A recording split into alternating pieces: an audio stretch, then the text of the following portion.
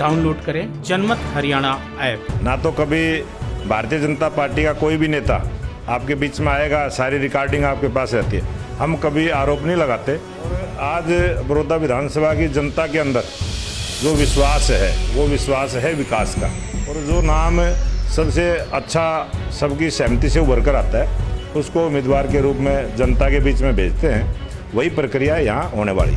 जिला अध्यक्ष का बनना और टिकट के ऊपर किसी प्रकार का कोई प्रभाव नहीं पड़ेगा।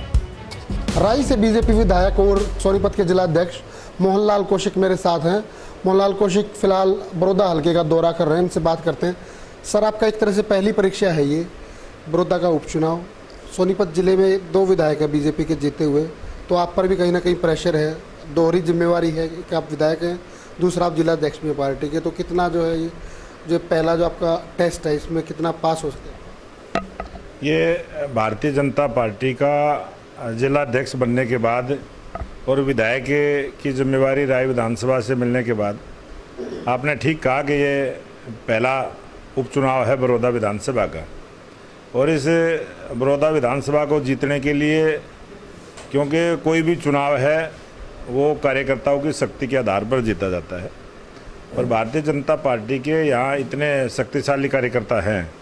हमारे बूथ की रचना इस प्रकार की है, हमारे मंडलों की रचना है, हमारी कार्यकर्ताओं की टीम की इस प्रकार की रचना है। उस पार्टी की रचना के आधार पर भारतीय जनता पार्टी का जो भी उम्मीदवार इस बड़ौदा से आएगा उसको जिताने के लिए वो सभी काम करेंगे। और आज बड़ौदा विधानसभा की जनता के अंदर जो विश्वास है वो विश्वास है विकास का, और बड़ौदा की जनता को इस बात का भरोसा भी है, विश्वास भी है कि सरकार का जो भी विधायक होता है वो ज़्यादा काम कराता है। और आज जब हम गांव में जाते हैं तो हर गांव के लोग अपने आप बोलते हैं कि हमने विकास को चुनना है, लेकिन आप उम्मीदवार जो है हमारे बीच का देना।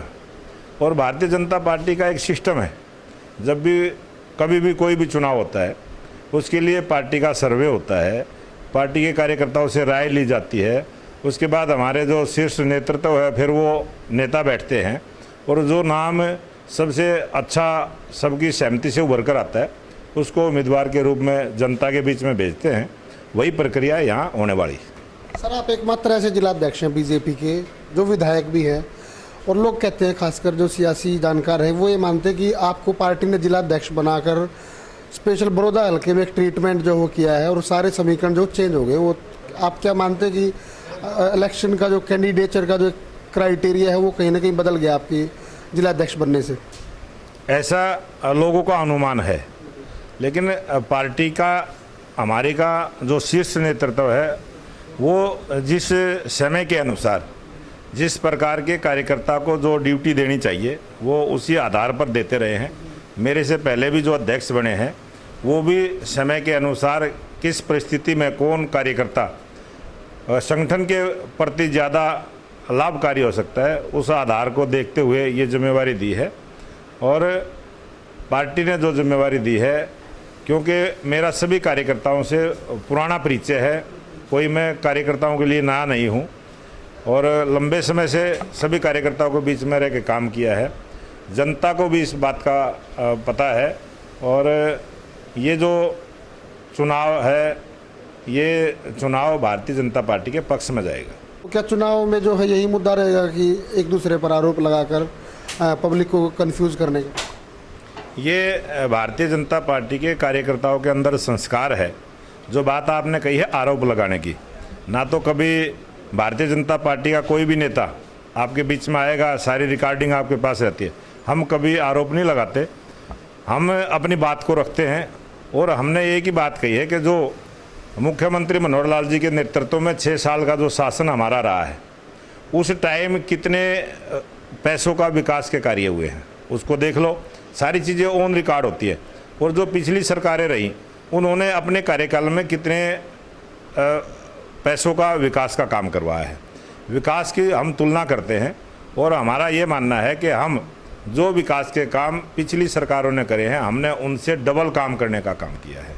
क्या योगेश्वर दत्त की टिकट आपके जिला अध्यक्ष बनने से प्रभावित होगी या पार्टी इस पर कोई भी मतलब पार्टी का क्या स्टैंड है इसको लेकर? जिला अध्यक्ष का बनना और टिकट के ऊपर किसी प्रकार का कोई प्रभाव नहीं पड़ेगा। जिला अध्यक्ष एक संगठन की रचना के तहत आज हरियाणा प्रदेश में 22 के 22 जिलों में जिला अध्यक्ष बने हैं। वो कौन उम्मीदवार होगा, कौन चुनाव लड़ेगा, इसको देख के नहीं करे।